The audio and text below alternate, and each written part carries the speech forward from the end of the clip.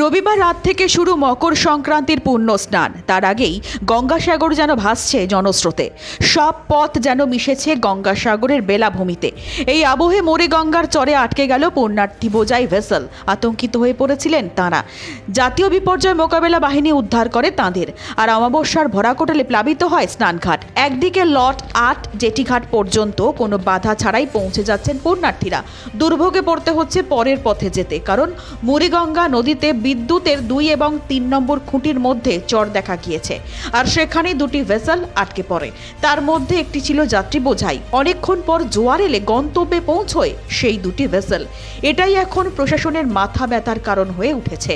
জেলা প্রশাসন সূত্রে খবর, নদীর জল কমে যাওয়ায় চরে আটকে পড়ে ভেসেলটি। এনডিআরএফ এর কর্মীদের পাঠানো হয়। তারা ঘটনাস্থলে পৌঁছে স্পিড বোটে করে পুণ্যার্থীদের উদ্ধার করে। দক্ষিণ ২৪ পরগনা থেকে বর্ণালী মণ্ডলের রিপোর্ট, দিন দর্পণ।